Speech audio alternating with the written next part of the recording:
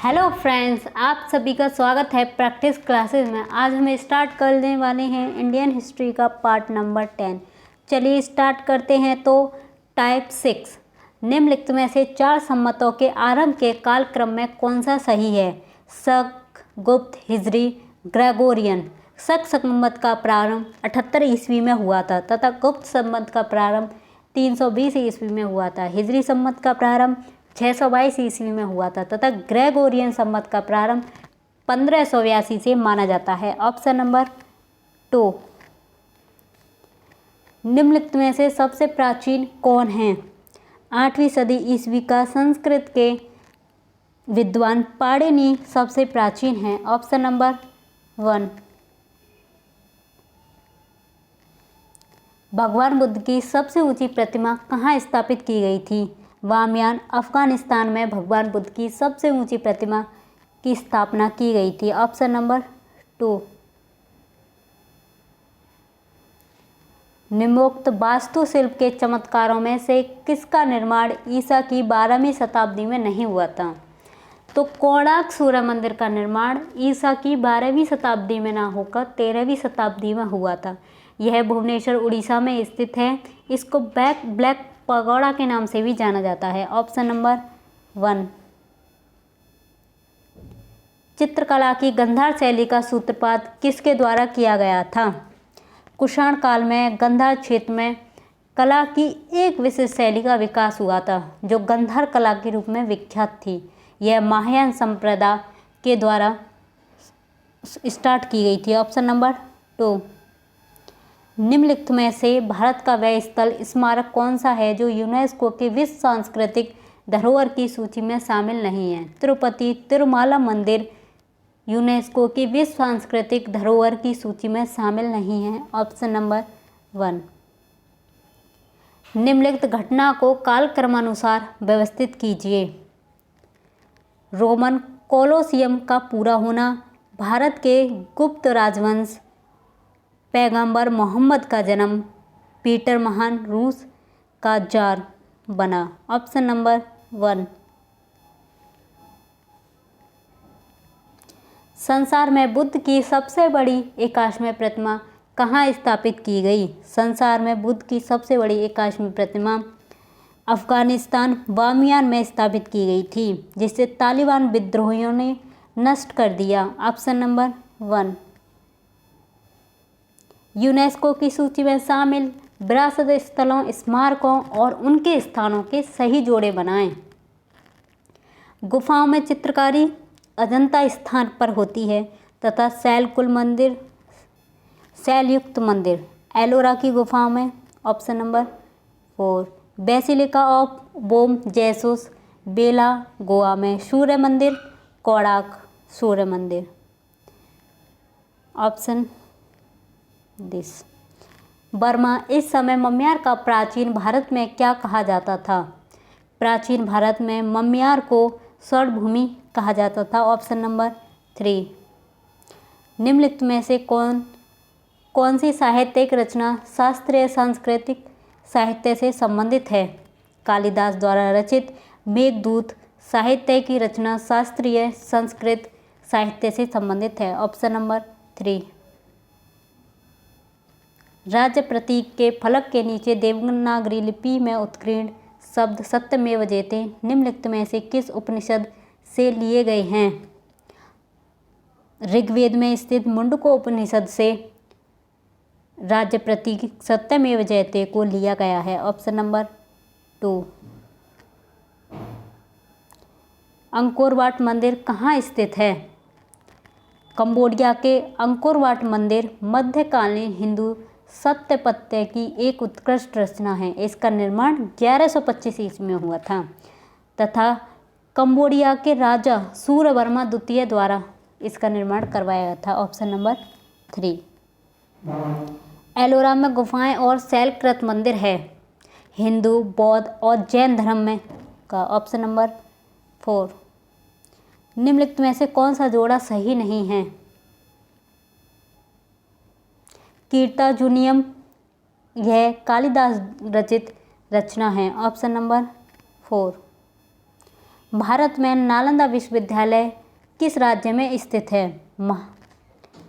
बिहार की राजधानी पटना के निकट राजगीर से 7 मील की दूरी पर आधुनिक बड़गांव नामक ग्राम से प्राचीन नालंदा के अवशेष मिलते हैं। Option number 2। अजंता की चित्रकला कृतियों में वर्णित कथानक है।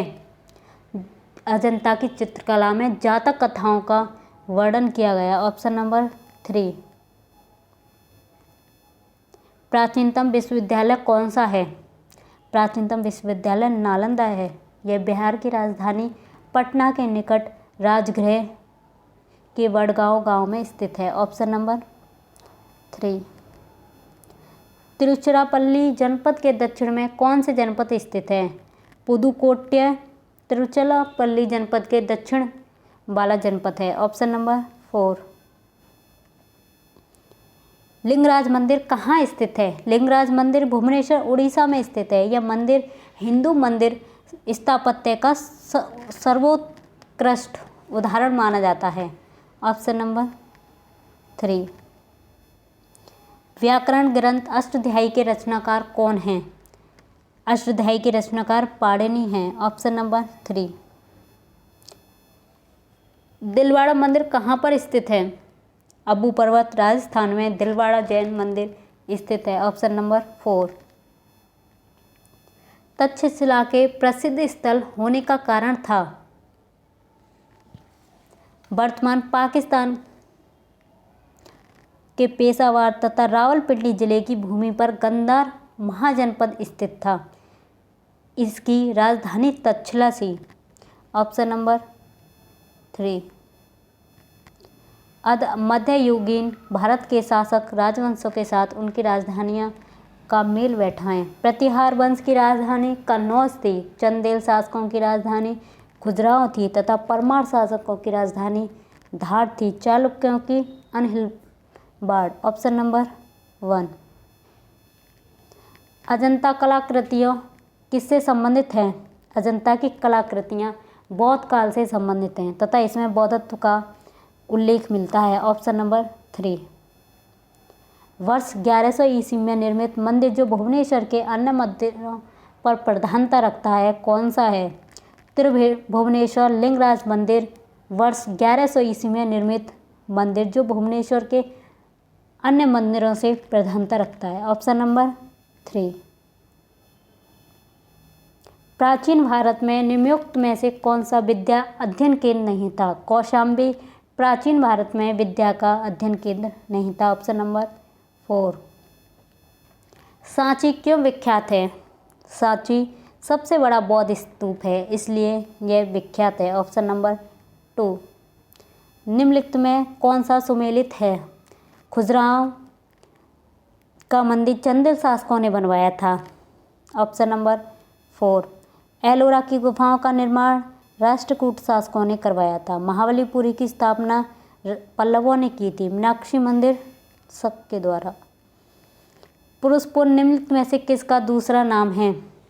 पाकिस्तान का पेशावर जिला को प्राचीन समय में पुरुषपुर नाम से जाना जाता था।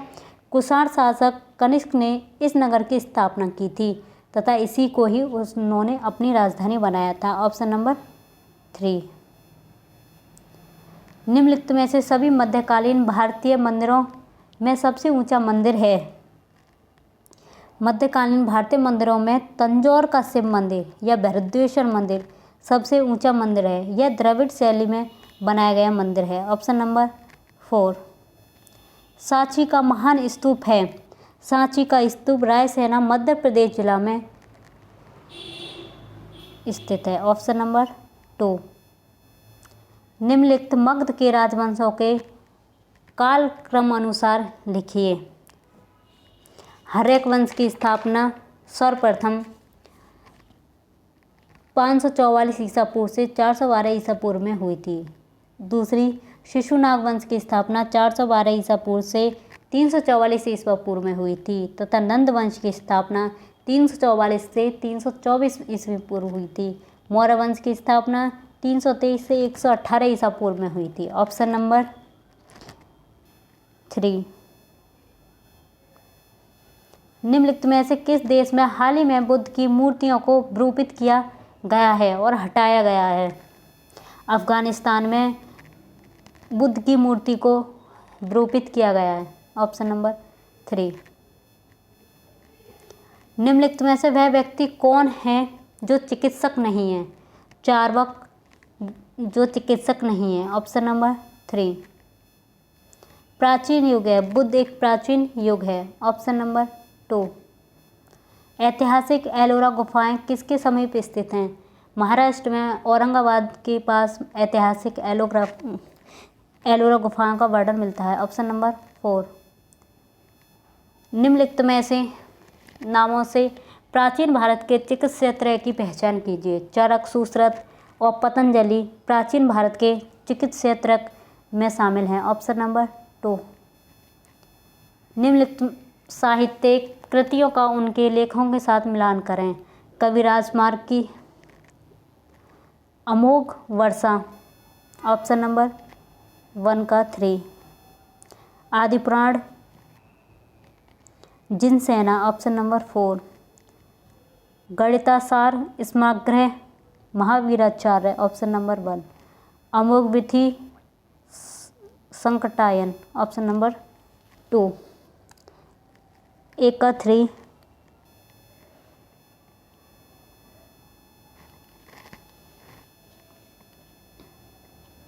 Option number 3।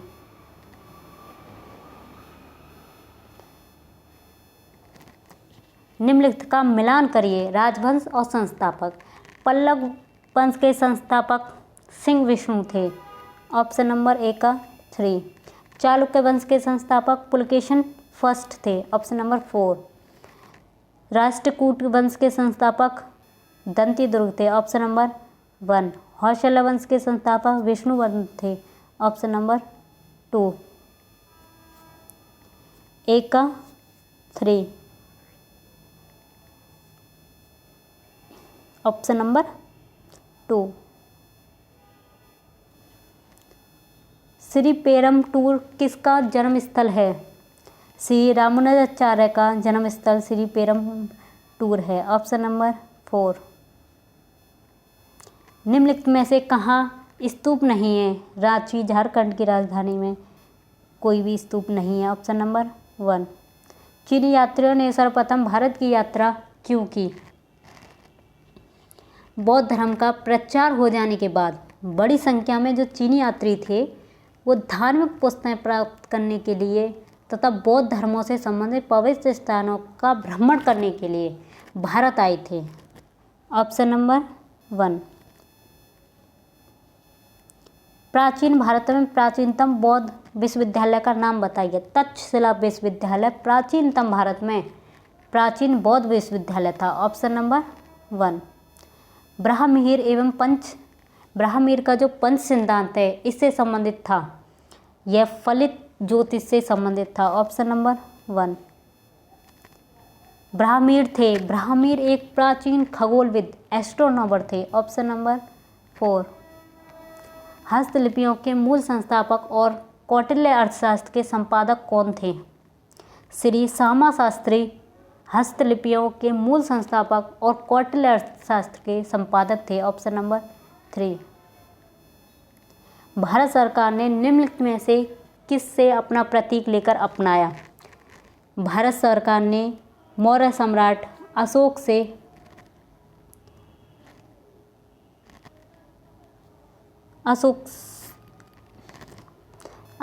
अपनाया था। Option number 1।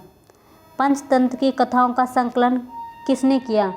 विष्णु शर्मा ने पंचतंत्र की कथाओं का संकलन किया। Option number 3। उस राज्य का वर्तमान नाम क्या है जहां नालंदा नाम का प्राचीन शैक्षिक स्थल था? बिहार। Option number 1। नगर कोझिकोड कहलाता था। केरल में मालाबार तट पर स्थित कोझिकोड शहर कालीकट के नाम से भी जाना जाता था। यह केरल का तीसरा सबसे बड़ा शहर था। Option number 4। दूसरी सदी में शूद्रक ने मृच्छकटिकम नामक प्रसिद्ध नाटक की रचना की जो संस्कृत भाषा में था। मृच्छकटिकम का अर्थ है मृच्छकटिकम का अर्थ मिट्टी की छोटी गाड़ी है तथा इसकी स्थापना शूद्रक ने की थी। Option number 2। निम्नलिखित में से कौन सा युग्म सही मेल नहीं खाता है? विक्रमादित्य, चैतन्य, यह सही मेल नहीं खाता है। Option number 4।